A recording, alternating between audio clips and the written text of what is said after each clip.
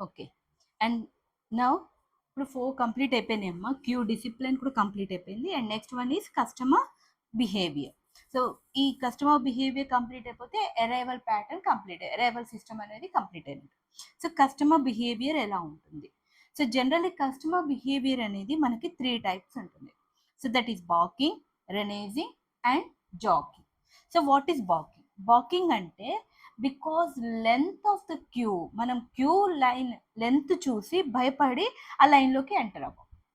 So if you take, మీరు exam fee కట్టాలని వెళ్తారు. మీకంటే ముందు ఒక నెంబర్ ఆఫ్ పీపుల్ వెయిట్ చేస్తూ ఉన్నారు. మీరు నెక్స్ట్ క్లాస్ టైం అవుతుంది, ఏం చేస్తారు? రేపు వచ్చి కడదాంలే అనుకుంటారు. అంటే మీరు లైన్ లెంత్ చూసి భయపడి మీరు లైన్లోకి ఎంటర్ అవ్వట్లేదు. ఆ లెంత్ ఆఫ్ ద క్యూని చూసి విసిగిపోయి, అది నాట్ ఓన్లీ ఫియర్, ఇంపేషన్స్ వల్ల అవ్వచ్చు, లేకపోతే some other reasons, what ever other works ఉండొచ్చు, ఏదో ఒకటి జరిగి ఉండొచ్చు. వాటి వల్ల కనుక మీరు లైన్ లెంత్ నుంచి బయటకు వచ్చి లైన్లోకి ఎంటర్ అవ్వకుండా, అసలు ఎంటర్ అవ్వకూడదు, ఎంటర్ అవ్వకుండా లైన్ లెంత్ చూసి భయపడి బయటకు వచ్చినట్టయితే దాన్ని ఏమంటామంటే బాకింగ్ అంటాం. అలా కాకుండా నెక్స్ట్ వన్ ఈజ్ రెనేజింగ్. ఇక్కడ ఏంటంటే you enter in to the line, లైన్లోకి ఎంటర్ అవుతారు అండ్ కొంచెం సేపు వెయిట్ కూడా చేస్తారు. But because of your impatience మీరు ఏం చేస్తారు? లైన్ని క్విట్ అయిపోయి బయటకు వచ్చేస్తారు.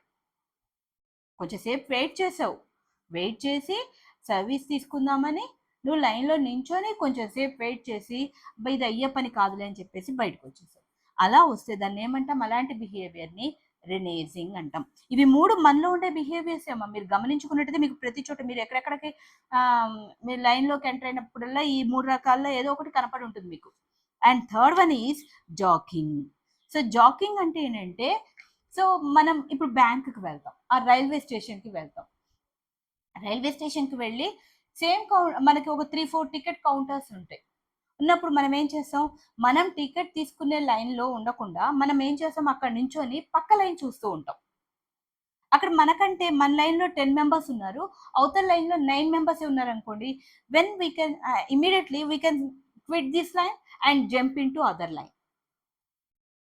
ఓకే, సో ఇక్కడ క్విట్ చేస్తాం, వెంటనే ఇంకో లైన్లోకి జంప్ అయిపోతాం. మళ్ళీ అక్కడికి వెళ్ళి ఖాళీగా ఉంటామా? లేదు, మళ్ళీ పక్క లైన్ చూస్తుంటాం. మళ్ళీ అక్కడ ఒక 8 మెంబర్స్ ఉన్నారనుకోండి, again we quit this line and jump into that line. ఇలా అంటే మనం ఎప్పుడు కూడా అంటే ఎందుకు ఈ పని చేస్తున్నాం అంటే టు గెట్ క్విక్ సర్వీస్, తొందరగా సర్వీస్ రావాలి, క్విక్ సర్వీస్ కోసమని మనము ప్రజెంట్ క్యూని జంప్ చేసి నెక్స్ట్ క్యూలోకి ఎంటర్ అవుతూ ఉంటాము. అలా జరిగితే దాన్ని ఏమంటామంటే జాకింగ్ అంటాం. These about the 3 types of customer behaviour. This is a 2 marks short answer question. Particularly customer behaviour అనేది 2 మార్క్స్ క్వశ్చన్ అన్నమాట. So balking, reneging and jogging. Balking in the sense of because of the length of the line, we can't enter into the line and we leave that line. We can't enter into that line. That type of behavior is called as balking. Just we enter into the line and after some time, and we wait for the service for some time also, but after some time, because of our impatience, we can leave that queue. That type of behavior, we can quit that queue. That type of behavior we call it as reneging. And here in the jogging, we can enter into one queue, but we see other queue. If the service is if the service provider make faster service to other queue members, then we quit the present queue and enter into another queue.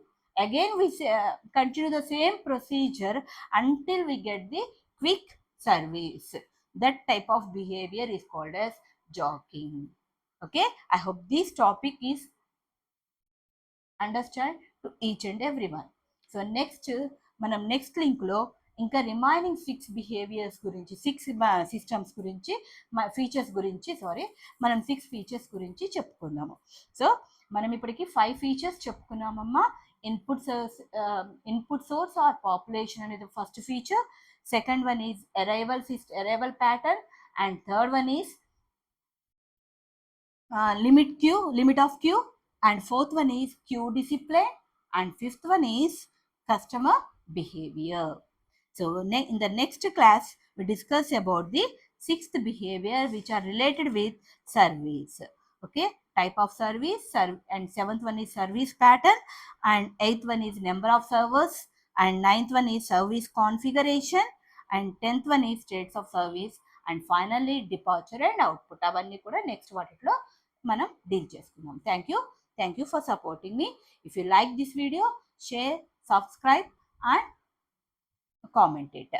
అలానే మీకు ఏమైనా doubts ఉంటే comment బాక్స్లో నేను wait చేస్తూ ఉంటాను. From Sharada's learning hub. By.